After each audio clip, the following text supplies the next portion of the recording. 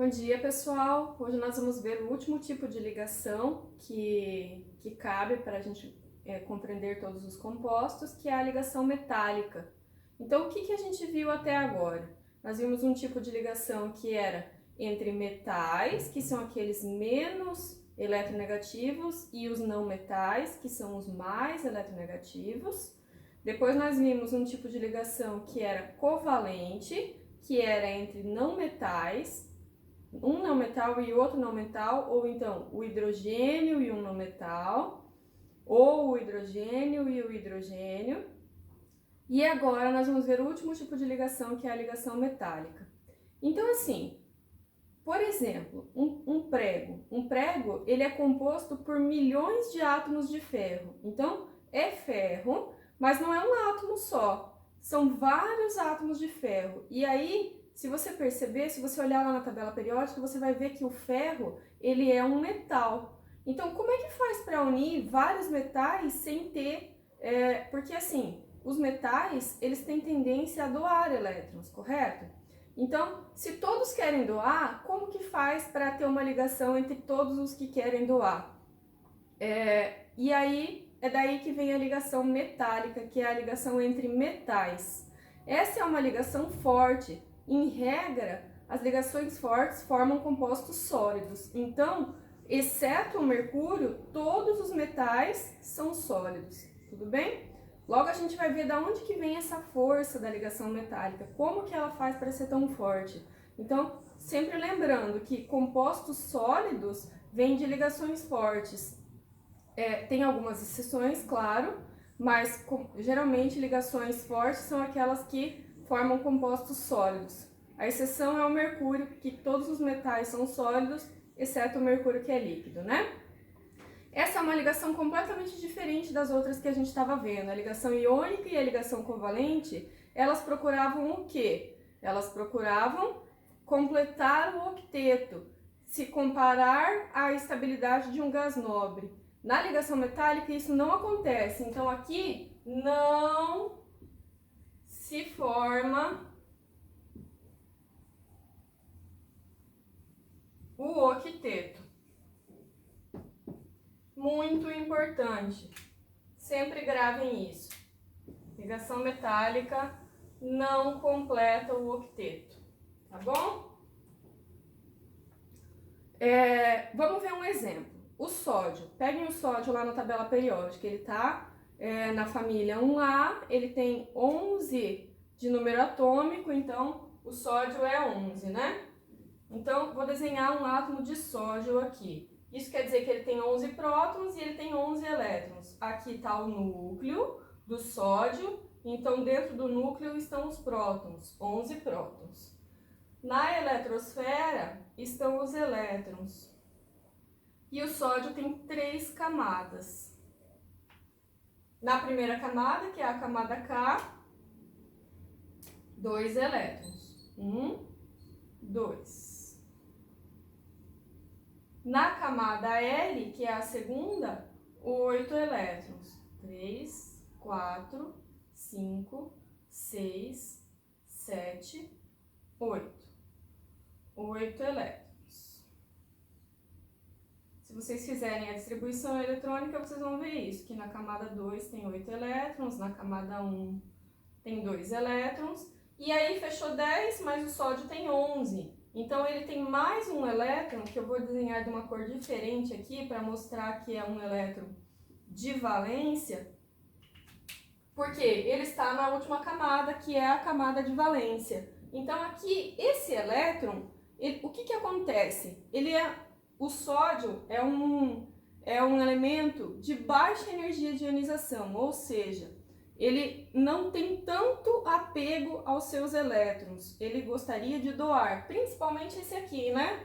Por quê? Porque esse aqui é o que está impedindo ele de ter 8 elétrons na última camada. Se esse aqui sair, essa camada some e ele fica com 8 elétrons na última camada.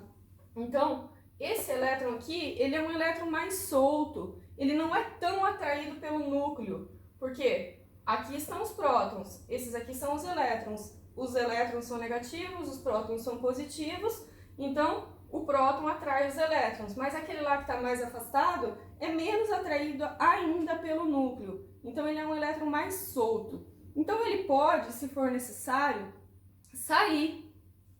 Ele vai dar uma voltinha, ele vai passear um pouquinho por aqui.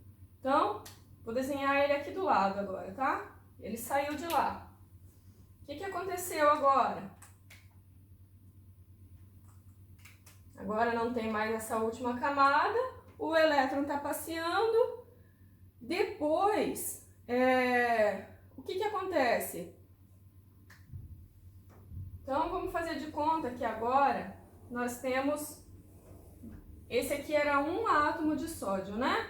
Vamos fazer de conta que a gente tem vários átomos de sódio agora.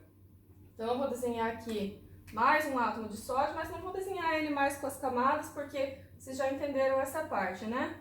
Então, aqui a gente tem mais um átomo de sódio. E o que está acontecendo com esses átomos agora? Agora eles não são mais átomos, correto? Por quê? Eles continuam com 11 prótons, mas agora eles só têm 10 elétrons. Então, agora eles não compensam mais. Eles não são mais átomos, eles são íons. Íons o quê? Se eles têm 11 prótons e 10 elétrons, tem um próton a mais. Então, eles são íons positivos. Na+, correto? E todos eles estão perdendo um elétron da camada de valência. Então, eu vou desenhar mais um aqui que perdeu um elétron da camada de valência, mais um que perdeu um elétron da camada de valência, mais um, e cada um deles está perdendo um elétron. Então, eu vou desenhar os elétrons aqui. Vamos fazer mais um aqui do lado. Porque isso aqui é uma lasca, né? Uma lasca de ferro. Aqui tem milhões de átomos de ferro, mas claro, a gente não tem como desenhar todos esses átomos. Então, eu vou representar alguns aqui, tudo bem? Então, o que acontece? Esses elétrons aqui, eles até podem voltar para a camada de valência. Provavelmente eles vão, mas como são muitos, existe sempre a atração. Alguns elétrons vão ficar para fora, alguns muitos, né? Então, e aí é isso aqui que forma o composto metálico. Então, como se explica a ligação metálica? São vários cátions do metal, Na+, né? Eles estão imersos em um mar de elétrons. Percebam que a gente não está falando que eles estão imersos em um mar de íons, porque isso aqui não é um íon, ele não era um átomo que se transformou numa carga negativa. Isso aqui é um elétron. Então, é um mar de sódios, cátions, né? Que estão imersos em um mar de elétrons. Então, que isso aqui forma uma nuvem eletrônica. E isso aqui é o que é o metal, um retículo. Por quê? Como tem cargas positivas e negativas, elas se atraem e essa atração é muito forte. Daí que vem a força da ligação metálica. Então, como são muitos elétrons e muitos cátions de sódio, nesse caso eu peguei o exemplo do sódio, né? Como são muitos elétrons e muitos cátions de sódio, então essa atração entre as cargas positivas, que são os cátions, e a carga negativa, que é o elétron, são vários elétrons e vários cátions, é muito grande essa atração. Então a força da ligação metálica vem daqui, tá bom? Vamos pensar um pouquinho na mobilidade desses elétrons. Esses elétrons aqui, eles podem se movimentar, tudo bem? Eles vão se movimentar muito provavelmente. E aí, é por isso que a gente fala que o sódio, o metal, ele tem condutividade elétrica e térmica. Por quê? Faz de conta que eu ligo aqui do lado um polo negativo. E aqui ficou pequeno, né? Mas aqui do outro lado eu ligo um polo positivo. Então, eu liguei um polo positivo aqui, um polo negativo lá. Esses elétrons se encaminham para o polo positivo. E aí, enquanto eles estão se mexendo, eles conduzem a corrente elétrica. E faz de conta que eu coloquei uma fonte de calor aqui. uma fonte de calor. Como que o calor vai se propagar por todo esse metal? Justamente porque tem os elétrons. Então, a possibilidade que esses elétrons têm de se movimentar faz com que eles transmitam o calor por todo o metal. Então, os metais são ótimos condutores de calor e de eletricidade, mesmo no estado sólido, que é esse caso aqui, né? Todos os metais são bons condutores de calor e de eletricidade no estado sólido. Diferente dos compostos iônicos que precisam estar ou em água ou fundidos, ou seja, na forma líquida, né? Os compostos iônicos, para eles conduzirem a corrente elétrica, eles precisam estar ou em água ou eles precisam ser aquecidos de forma que eles se tornem líquidos. Então agora eu vou mostrar para vocês um experimento para mostrar exatamente isso aqui. Então aqui eu tenho sal. Sal é o quê? Um composto iônico, NaCl, correto? Se ele é um composto iônico, ele não vai conseguir conduzir a corrente elétrica no estado sólido. Então, está aqui. Vou colocar um pouquinho aqui dentro de um potinho, que daí vai ficar mais fácil da gente visualizar. Então, aqui está o sal. Ó, sal, composto iônico. Ele não deveria conduzir a corrente elétrica no estado sólido. Vamos testar para ver se isso realmente acontece. Então, coloquei aqui, não acendeu a lâmpada, tudo bem? Então, não está conduzindo a corrente elétrica no estado sólido. Mas e se eu jogar um pouquinho de água aqui dentro? O que vai acontecer? No estado líquido, o sal conduz a corrente elétrica, porque ele é um composto iônico que se dissolveu. Então, aqui ele vai conduzir a corrente elétrica. Vamos ver se isso realmente vai acontecer. Ó, acendeu a lâmpada. Então, no estado líquido, o que aconteceu? Aqueles íons que estavam muito unidos no estado sólido, eles se tornaram mais livres. Então, aqui os íons conduzem a corrente elétrica, porque eles não estão tão unidos, o que estava impedindo eles de conduzir, tá bom? Vamos ver agora um composto covalente. Então, aqui eu tenho açúcar. Vamos ver o açúcar, se ele conduz a corrente elétrica. O açúcar não conduz a corrente elétrica nem no estado sólido e nem no estado líquido, tá bom? Por quê? Porque ele é um composto covalente. Deixa eu escrever a fórmula do açúcar aqui para vocês verem. Ele é C6H12O6. Então, o açúcar, ele é formado por não metais e hidrogênio. Então, todas essas ligações aqui são covalentes. Então, ele não vai conduzir a corrente elétrica nem no estado sólido e nem no estado líquido. Eu vou mostrar para vocês aqui o estado sólido, que ele não está conduzindo, porque assim, ó, não conduz. No estado sólido ele não conduz. Eu não vou colocar água aqui nesse caso, porque essa água que eu tenho aqui em casa é água da torneira. A água da torneira conduz a corrente elétrica por quê? Porque ela vem de uma estação de tratamento de efluentes, então foi adicionado muitos compostos nela que acabam formando íons. Então a água de torneira, ela não é água pura, ela tem íons devido aos compostos que foram adicionados.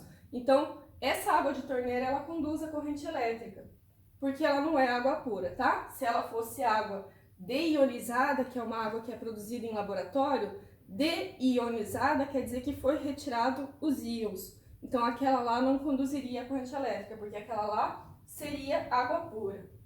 Tudo bem?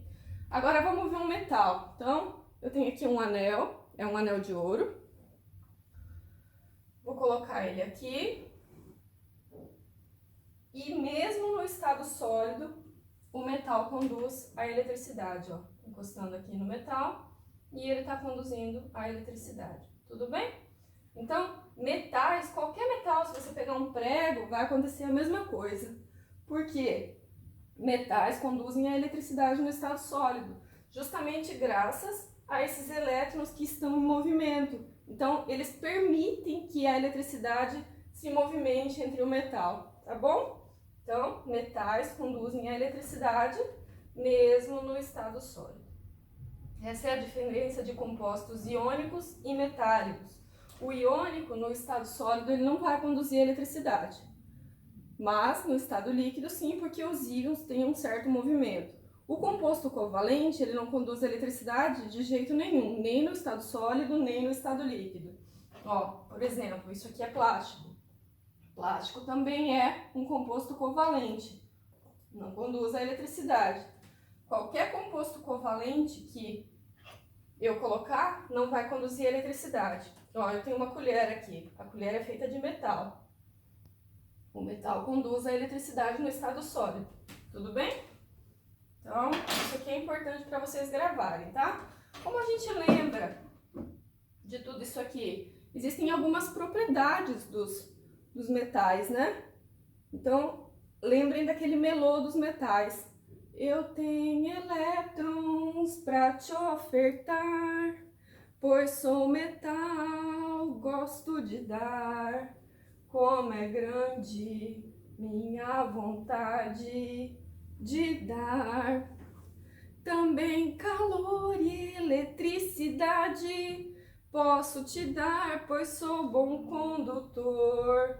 Sou dúctil, maleável, eu tenho brilho, eu sou metal. Então os metais são dúcteis, são maleáveis, são bons condutores de calor e eletricidade, eles têm brilho, eles doam elétrons. Então esse melô dos metais servem para vocês gravarem bem as características, as propriedades dos metais. O que é ser dúctil? Dúctil é a capacidade de se transformar em fios sem se quebrar. E o que é ser maleável? Maleável é a capacidade de se transformar em lâminas finas sem se quebrar. Tudo bem? Mais uma coisa importante, metais têm altos pontos de fusão e ebulição, assim como os compostos iônicos. Diferença entre metais e compostos iônicos. Um conduz a eletricidade no estado sólido, que é o metal, e o composto iônico não, né? E o composto covalente? Todos eles têm baixos pontos de fusão e ebulição. Tem algumas exceções, como por exemplo, o mercúrio, o césio e o frâncio, que são metais que não têm altos pontos de ebulição e de fusão, tá bom? São 3 exceções principais dos metais que não têm altos pontos de fusão e ebulição: mercúrio, césio e frâncio. Tranquilo? Então tá bom. Então agora vamos para a última parte da ligação metálica, que são as ligas.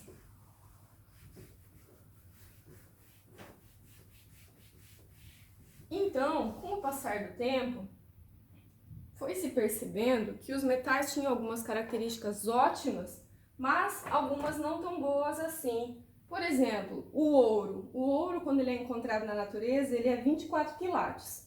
Mas o ouro 24 quilates é um ouro muito mole, ele é um ouro muito macio, ele é muito difícil de moldar. Então, esse ouro aqui, por exemplo, que eu mostrei para vocês, ele não é 24 quilates, porque senão eles não teriam conseguido fazer esse anel aqui. Ele seria muito mole, não teria conseguido. Então, peguem a apostila de vocês na página 42 e vamos ver algumas ligas. Ligas são o quê? Junções de metais. Então, quando você junta mais de um metal diferente, é uma liga metálica. O princípio é o mesmo, porque continuam sendo metais se unindo a metais. Então, elétrons em movimento, cátions que são atraídos por esses elétrons, e aí forma todo aquele retículo, mas ao invés de ser tudo o mesmo metal, são metais diferentes. Por exemplo, o aço. O aço é uma liga metálica que tem como componentes o ferro e o carbono. Ele também é conhecido como aço carbono, né? Então, os principais componentes é quase 100% de ferro e um pouquinho de carbono. E aí forma o aço carbono, que é um aço super aplicado para muitas coisas. Ele é utilizado para fazer utensílios domésticos, ele é utilizado para fazer equipamentos industriais, não tanto quanto o aço inox, que é um outro tipo de aço que a gente vai ver daqui a pouco, tá? mas ele é um aço muito importante. Então, o aço carbono é o aço união de ferro e carbono. Então, vamos lá. Vou anotar aqui. Aço carbono, ele é ferro mais carbono. Aqui a apostila de vocês diz que ele tem traços de silício, enxofre e fósforo. Isso aqui não é tão importante, tá? O importante é vocês lembrarem que ele é ferro mais carbono. Também vocês não precisam saber de cabeça a proporção que é. Claro que aqui seria interessante vocês lembrarem que é quase 100% ferro e só um pouquinho de carbono. E aí traços daquilo lá que ele falou, que é silício, enxofre e fósforo. Traços quer dizer que é muito pouco, tipo muito menos que 1%. Então, quase 100% ferro, um pouquinho de carbono, tá bom? E aí tem o aço, que é o aço melhorado, que é o aço inox, ou aço inoxidável, que é a mistura do aço, esse ali de cima, mais cromo e mais níquel, todos metais. Uma coisa importante, o carbono, ele não é um metal, ele é um não metal, mas ainda assim essa liga aqui, liga metálica, é considerada uma liga metálica, tá? É uma exceção, porque o carbono ele não é um metal, mas a junção de ferro e carbono é considerada uma liga metálica, tá? O aço inox é a junção do aço carbono com cromo com níquel, tá bom? Então esses aqui são os principais componentes do aço carbono. Não precisa saber proporção, o importante é vocês saberem do que vem. O ouro, existem algumas possibilidades. Ouro 24 quilates é aquele encontrado na natureza. Então quer dizer que das 24 partes, 24 são de ouro, ele é ouro puro. Agora, o ouro 18 quilates